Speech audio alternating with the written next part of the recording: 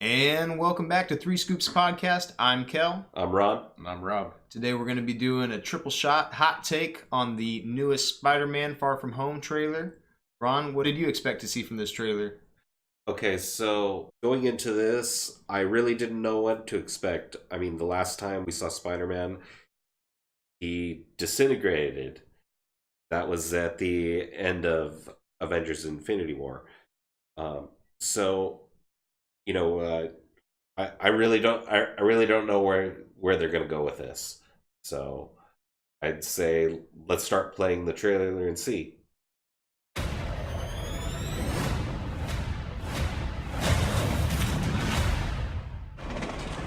Thank you, Spider-Man. That was so good. Hey, sorry I'm late. Happy. You look nice. Thank you. You too. Thank you. New dress? Yes, it is. How'd you know? What just happened? So it looks like Peter Parker is feeling much better than the last time we saw him feeling pretty poorly side by side with Tony Stark, turning into Sands of Time, Dust in the Wind. So just throwing it out there, do you think this is a before Infinity War timeline, or do you think it's going to be after? I mean, we know the movie's coming out after. Okay, so that's an interesting point. We don't know when this takes place yet. I mean, the last time I saw Peter Parker, he was on a bus. And that's when he joined up with the Avengers and took off into space and ended up getting disintegrated. So, I don't know, maybe he ends up on a bus at the end of this movie? Possible. Or maybe things end up somehow getting reverted. I don't know what's Yeah, gonna it happen. could be either. I was just more throwing it out there. What do you think? Yeah. So, Buddy, I'm thinking that this could be exactly that. I'm thinking this could be a follow-up, or not a prequel necessarily, but definitely take place before the events of Endgame. Yeah, like a follow-up to Home. Yeah, like they're coming back from this overseas field trip, and that's when we see him on the bus coming back across the bridge, and then the movie takes off from there. Yeah, okay. I think that's a possibility. now, what if it's not? What if this is like a After. Post Endgame. what happens? Yeah, right after Endgame. This is post Endgame, then that's exciting because we see the reversed effects of the snap already, and the fact that Peter's there. We see, we see that Nick Fury's there. Both of them had, reached their demise at the end of Infinity War. So we see that the Avengers were successful. I think that'd be a huge spoiler. I know they have to promote the movie, but you would figure they would just push it out a little bit with a later summer release and wait for the trailer drop. I think they're just counting on this being ambiguous. Okay. Counting on the speculation. Yeah. That makes sense. Right. Also, too, we see Happy Hogan hitting on super fine Right, or he's just Torme, like, what just happened? Aunt May. Oh man, yeah, I think that's a budding romance. Why wouldn't you? I'd be excited to see. Yeah. Oh yeah, man. Why wouldn't you? Yeah, why would? Exactly, especially Hot if you're May. Jon Favreau, because that's probably as good as you're gonna get. Buddy. You're not gonna level up above that. Well, here he's working for Tony Stark. He's not. Yeah, but I mean, he still looks the same as Jon Favreau. But two, big positive reception on the part of Spider-Man. So if we are assuming that this is after the events of just Spider-Man Homecoming, even because we know this follows after that, there's a big positive reception of Spider-Man. The community is still loving him. He's receiving a charitable donation in the form of a check. I think that's an important thing to keep in mind too, is the positive image of Spider-Man in the media. I think that was just product placement. Could be right. Could be right. Okay. Planning a trip? Mm-hmm. Going to Europe. It's a school trip. Did you get your passport? Peter Parker here to pick up a passport, please. Mini toothpaste? Mhm. Pack your suit. I just want to go on my trip with my friends.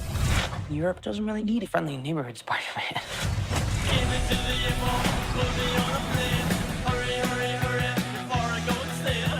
You look really pretty. Therefore, I have value. No, that's not I'm right. messing with you.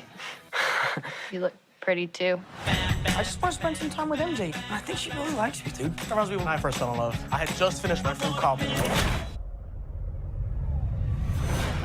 Wanted to stop it right there before we get to this part, because that'll be its own whole own thing.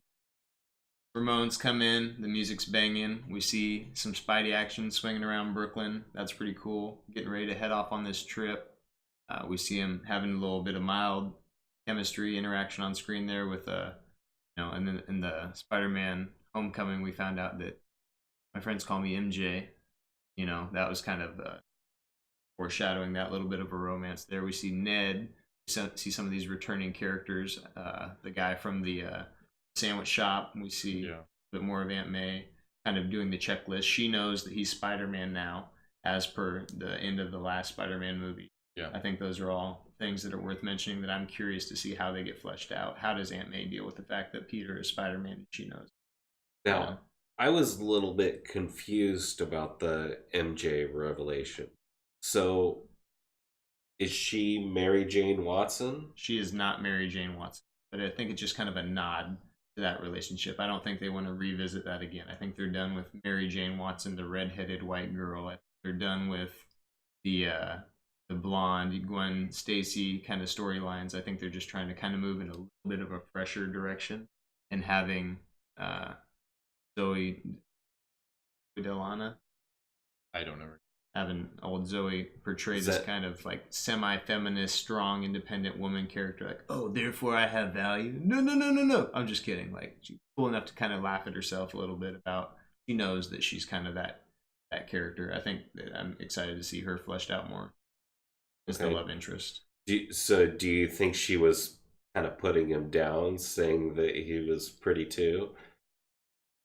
I don't think it was a dig at him. I think it was just kind of a wink to the audience, like, oh, look, I'm, in this climate, in this current climate that we're in with all this social justice warrior. Oh, you look really nice. It's just like this cisgendered white male trying to compliment a woman based on her appearance, and she had the opportunity to smack him down, but she didn't. She was just kind of being lighthearted about it. She's just kidding. And awkward. Yeah, and awkward. And they're both teenagers, and they're, they will pay for that insert. Yeah. What circles? None that I follow. Okay, Yeah. okay. None that I think that we would fall into. But I think the demonizing of the lighthearted fun poking at the serious nature of the climate that we're in, the social climate that we're in, I think that's refreshing. I think that's bold of Disney to do, because they could, Sony. Sony. Yeah. In partnership with Marvel Film, Disney.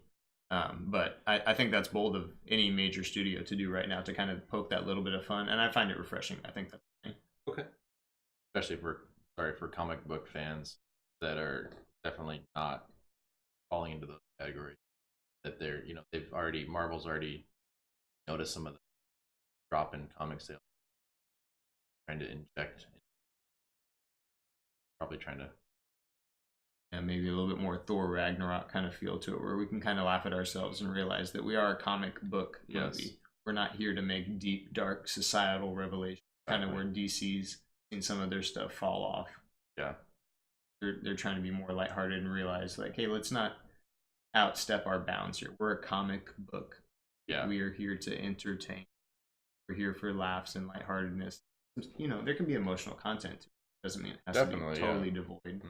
But I think that remembering where you came from. Yeah. I'm going to move on.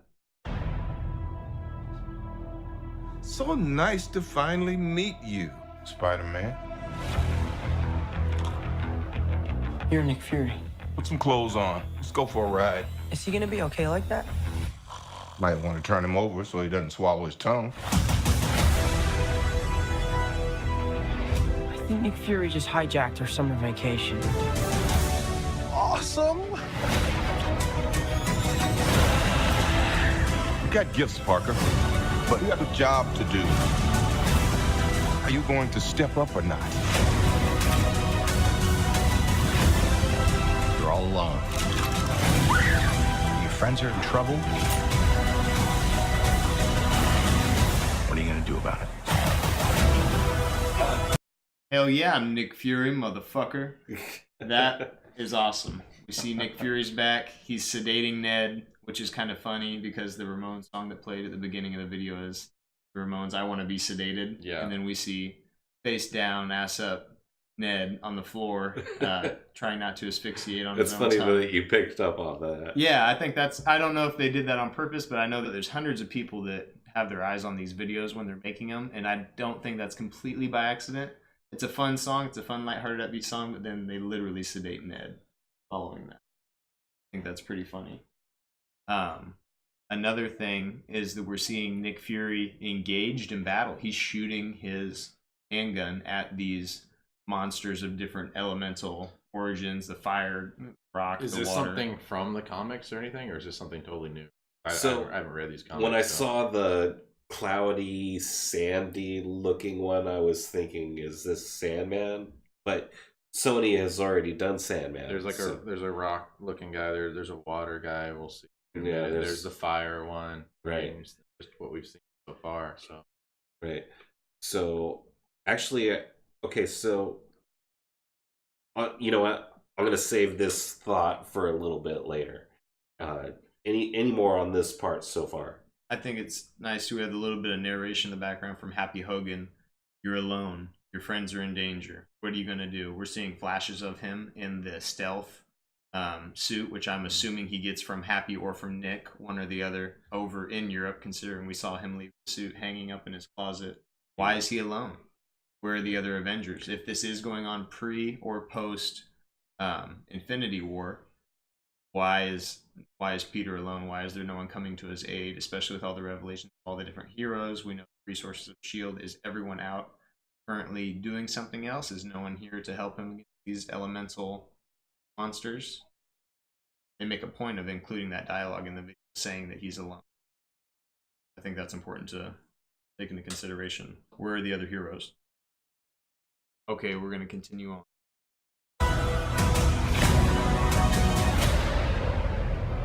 You don't want any part of this.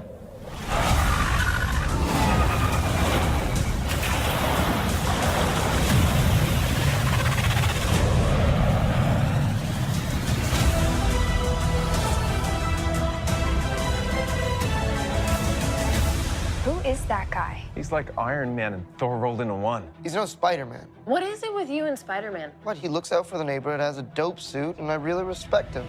Sup, dickwad? You don't want no part of this shit, Dewey Cox. That was awesome, dude. The end of that trailer gets me pumped to see this movie. Yeah. Jake Gyllenhaal coming down, Mysterio, dude. Right. Dude.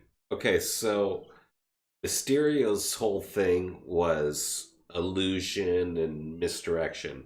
So it could, I mean, it shows him fighting some big water monster, right? So these different elemental beings could be something that he's producing as an illusion. Get him people to trust him. Right. Like yeah.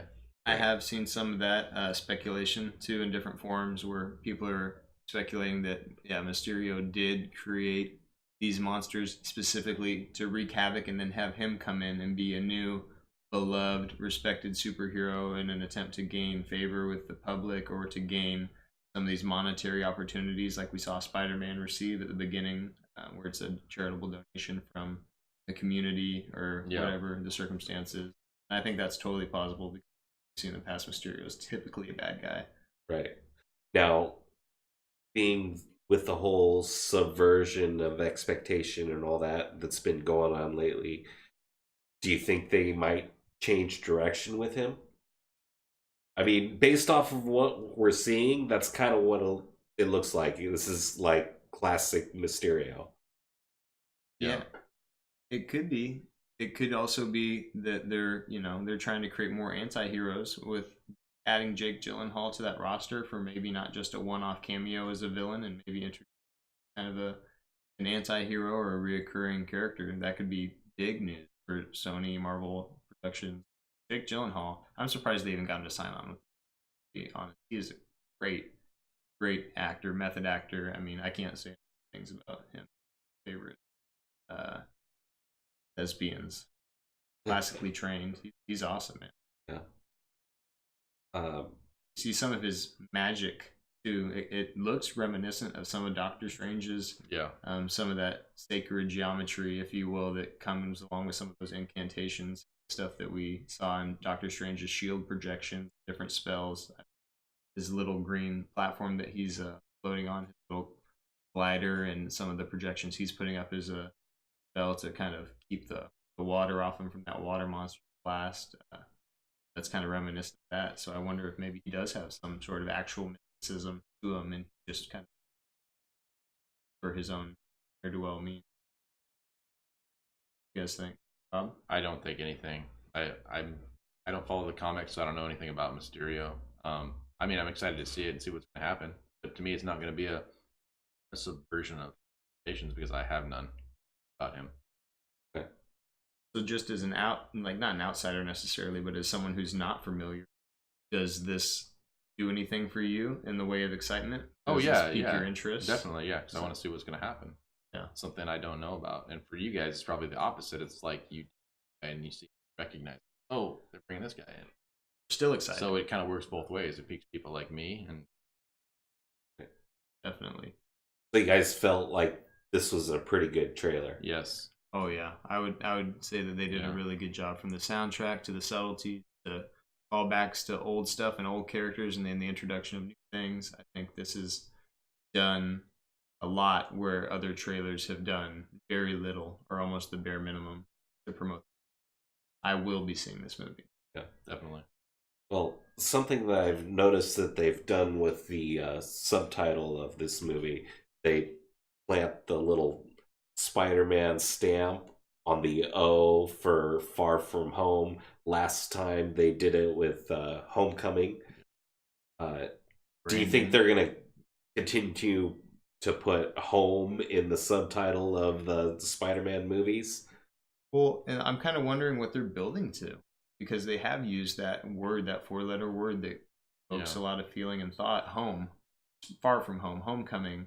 What's the end game here? No pun intended. Ha ha ha. Right. What are they getting at? What's the theme? Home Alone. Home Alone. Spider-Man. Home Alone. Spider-Man. Home Alone has to defend Stark Tower from paint buckets. Yeah, from paint buckets. Yeah, I tried to murder these men with electricity. That's great. Well, I'm sure he could set up plenty of booby traps with his webs. And a thing that I do like in this trailer as well is that little bit of dialogue from Flash Thompson. That's kind of expository in the way that he says, "Oh, it's like Thor and Iron Man mixed into one," when he's talking about the appearance, seeming power set of Mysterio. Right. When he said that, nobody said like Iron Man and Thor used to be. So again, with the timeline, where we're at in the timeline, nobody looked sad. Nobody seemed downtrodden at the mention of Thor or Iron Man, especially Peter. Yeah. So I mean, is that kind of like should we expect off of that? We don't want to assume, because we assume. Oh yeah. What happens. Right. But I mean, no one looked sad. No one looked downtrodden. No one looked as though they had just lost Thor or they had just lost Iron Man. If this is following, and if it was a timeline jump, they might not even. Or parallel universe, or total reset, depending on magic or circumstance or quantum. When I saw him before they even said that, he seemed to me, like you were saying before, more like a cross between Doctor Strange. Yeah. To me, when I dressed like Thor, magic like. But he does have that sweet glider tech. Tony, a little bit of tech. Kind of a.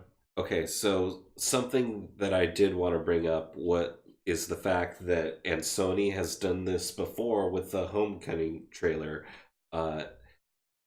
sometimes there will be scenes in the trailer that don't appear in the movie at all. Of course, yeah. So we shouldn't count on anything. Right. Especially since Endgame hasn't come out yet. We don't know what's going to happen there. So some of this could be intentionally misleading. Definitely. A lot of it could be. A lot of it could be totally subversive. I think that's kind of the fun of these speculative trailer breakdowns, though, that we do. That's one thing I love about these triple shots, is we're going in and we're throwing out the speculation, the things we've heard in the forums, the things that we've inferred ourselves, the context clues that we've taken, it's all kind of being close observed. I'm just excited to see it, man. I think this is going to be a terrific move. This one's coming out in July. Okay. Big summer blockbuster. Yeah. Start getting ready to buy your kid new Spider-Man backpack, shoes, coat, overalls, rain jacket, umbrella, lunchbox, thermos. Spider-Man's going to be on everything this summer. Coming into September and school year, oh man, they're going to be marketing the shit out of everything. So are you big on the merch, Rob? No, I'm not. You're not going to be stocking up the toy store with all sorts of Spider-Man swag? I think I might get a Spider-Man backpack for work. Oh, okay. Oh, just for work? Okay. Perfect. No lunchboxes in the toy store? I do, but not Spider-Man. Oh, okay. I can't get that license. Yeah, I hear you, buddy. I hear you. God damn. All right. So Final thoughts? Final thoughts. I like this trailer. I'm excited about it. I did really enjoy the black suit. I think that's kind of a nod to Spider-Man Noir, where he uses a black suit and he does more stealthy type operations. So I'll be interested to see where they're gonna go with that. So I'm excited. I liked it. Yeah, I'm definitely gonna see it. Yeah, I'm gonna see it. Okay. Same. I'm excited to see who gave him the suit and kind of tech advantages it has, if it has any sort of stealth, to it. Or we're going to see Black Panther's Nikes on his feet, the sound absorption. How into this are we going to get? Who made it? Was it Happy? Did he make it? Did he mod it out? Was it from S.H.I.E.L.D.? Is it something Fury made up? I'm guessing shows up there. That's my guess. Hey, it's coming in from the Fury, comics, there is a Spider-Man suit that is capable of becoming invisible. So there's that. Maybe they do that. Maybe they don't. I don't know. That would be pretty badass. Track suit. Yeah, the slow movement. And if we do see Mysterio and Spider-Man face off, that would be a battle of epic proportions. As we've seen, even if it is just casting illusions, aren't real, elemental monsters. I mean, we've seen Peter get knocked back by that water blast. I mean, they're obviously incredible, powerful threats to him and his friends, his overseas adventure. Right. Okay. So with that, I think that's it, right? Yeah. And that brings our triple shot hot take to a close. And this is Three Scoops Podcast signing off. I'm Kel. I'm Rod. I'm Rob. And make sure to like and subscribe. Click the notification bell to stay up to date with everything that's coming through from our channel. And leave a comment. We're looking forward to hearing from you guys. Take it easy. Thanks, guys. Bye. Thanks.